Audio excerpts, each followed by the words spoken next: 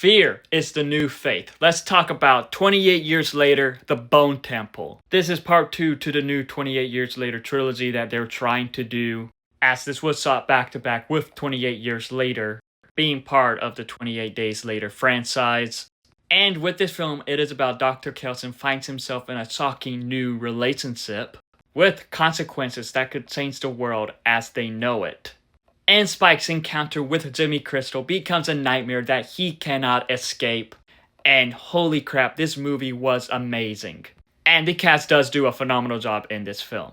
Ralph Fiennes just gives a phenomenal performance as the Doctor. Just seeing his dynamic with the characters, but also he just comes off as a very nice guy.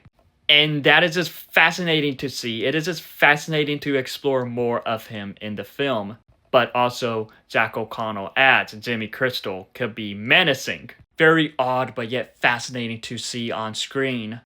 And once again, Alfie Williams does do great as Spike.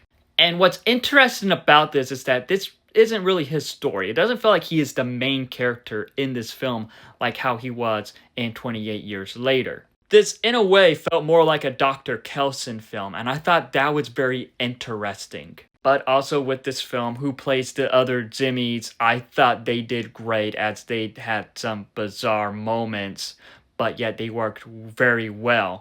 Because with them, as this is an apocalypse, it is showing that the infected isn't what you should be scared of. It's pretty much the living. As they can be menacing, they can be brutal, but yet a bit goofy, but yet interesting. And it does that very well. With this film, it was directed by Nia DaCosta, and she does an amazing job with this film. The style of it definitely stood out compared to 28 years later. And the tone was different too. Because with this film, we do learn a little bit more about the infected. A little bit more about these zombies. As we do see the Doctor forming this relationship with this brute of a zombie, Samson. And it was just a very weird but fascinating dynamic between them. And that did feel like the main part of the film, and I do believe that it explored that very well. As it does give us answers on the infected, diving more into the lore of it. But also with this film, it does include its brutal moments, especially with the Jimmys and the chaos and the mayhem they've been causing, that it can be pretty disturbing at times with that. But pretty much with the final act, that was such an amazing scene there with Ralph Fiennes. Definitely a huge standout for the film. As honestly, Ralph Fiennes just gives a phenomenal performance in this, and he is really the one that stole the show in this film and in the previous one. Some negatives with the film is that I would have liked to see more. Plus also, it did kind of show how easy some stuff is. Or like how easy it like wrapped up by the end.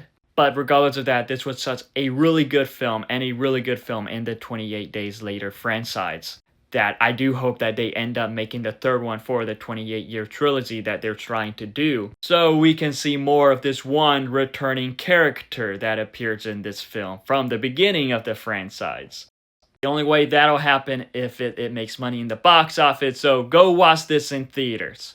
This is honestly one that does not disappoint.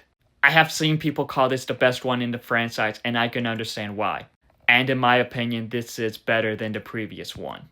But overall, with 28 years later, The Bone Temple, this was such a great film. How it explores the infected, how it explores these characters was all perfectly done well. Nia DaCosta's directing in this was amazing. Hopefully, we get the third one. But have you seen 28 years later, The Bone Temple? If so, what are your thoughts on it? Let me know in the comments below and follow me for more.